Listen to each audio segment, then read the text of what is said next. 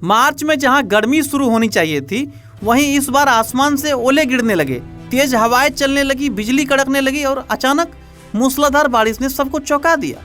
ऐसा लगा जैसे मौसम ने अपना नियम ही बदल दिया हो। लेकिन इस सब के बीच सोशल मीडिया पर एक अलग ही तूफान चल रहा है। लोग कहने लगे ये बारिश असली नहीं है, इसे कराया गया है और इसके पीछे नाम दिया जा रहा है बिल गेट्स का। अब सवाल ये है, क्या सच में कोई इंसान आसमान से बारिश करवा सकता है या फिर ये सिर्फ एक डर है, एक अफवाह है?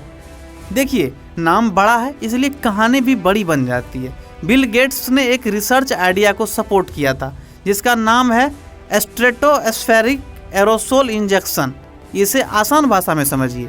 वैज्ञानिकों ने सोचा कि अगर सूरज की कुछ गर्मी को धरती तक आने से पहले ही रोक दिया जाए तो ग्लोबल वार्मिंग कम हो सकती है। इसके लिए प्लान था कि आसमान के बहुत ऊपर छोटे छोटे कण छोड़े जाए जो सूरज की रोशनी को वापस अंतरिक्ष में भेज दे। सुनने में ये बड़ा खतरनाक लगता है, लेकिन सच्चाई ये है कि ये सिर्फ एक आइडिया था, एक रिसर्च। इसे कभी असल में लागू नहीं किया गया।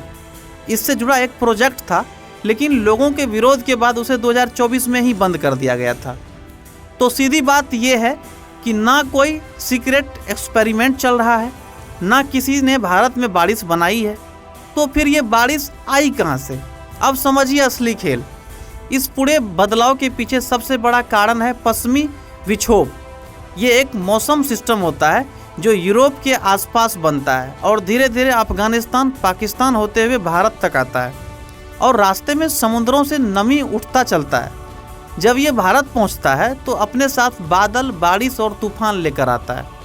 सर्दियों में यही सिस्टम हमारे लिए ज़रूरी होता है क्योंकि इससे पहाड़ों में बर्फ़ गिरती है। लेकिन इस बार कहानी थोड़ी अलग थी। सर्दियों में ये सिस्टम कमज़ोर रहा, बारिश कम हुई, बर्फबारी कम हुई। लेकिन मार्च में अचानक एक नहीं बल्कि लगातार 2 मजबूत पश्चिमी विक्षोभ आ गए और बस यहीं से मौसम ने पलटी मार दी। लेकिन कहानी यहीं ख़त्म नहीं होती है। असल खेल तब शुरू हुआ जब इसके साथ और चीज़ें जुड़ने लगी। एक तरफ ठंडी हवाएं आ रही थी, दूसरी तरफ समुद्र से गर्म और नम हवाएं आ रही थी। जब ये दोनों आपस में टकराई तो क्या हुआ? तेज आंधी, मूसलाधार बारिश, ओले और कड़कती बिजली। यही वजह है कि अचानक मौसम इतना बिगड़ गया। अब सवाल आता है कि मार्च में ही ऐसा क्यों होता है? दरअसल मार्च एक बदलाव का महीना होता है। सर्दी खत्म हो रही है और गर्मी शुरू हो रही है। दिन में गर्मी, रात में ठंडक, यानी मौसम खुद ही अनस्टेबल होता है। और जब इस अनस्टेबल मौसम में नमी निकल जाती है तो तूफान बनना आसान हो जाता है।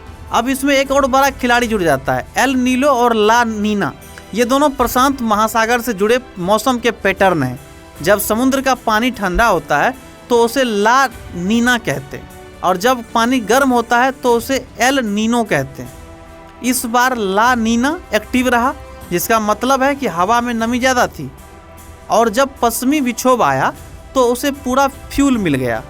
और फिर जो हुआ वो आपने खुद देखा। अब इसका असर लोगों पर क्या पड़ा? किसानों के लिए ये मौसम मिला जुला रहा।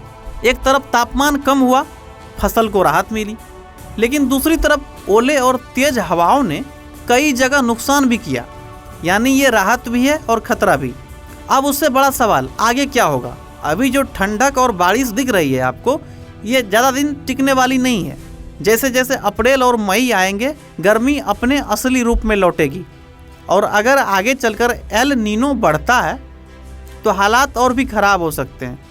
भीषण गर्मी, सूखा और मौसम में भारी गड़बड़ी। तो अगली बार जब आप अचानक मौसम बदलते देखें तो ये मत सोचिए कि कोई इसे कंट्रोल कर रहा है। असल में ये प्रकृति है, ये साइंस है और ये वो सिस्टम है जो हज़ारों किलोमीटर दूर बनकर आपके शहर तक आता है। और याद रखिए, सोशल मीडिया पर हर चीज़ सच नहीं होती है, क्योंकि सच थोड़ा लंबा होता है, उसे समझने में वक्त लगता है। अगर आपको ये बात समझ में आई है तो कमेंट में ज़रूर लिखिए, साइंस या अफवाह, आप किसके साथ हैं?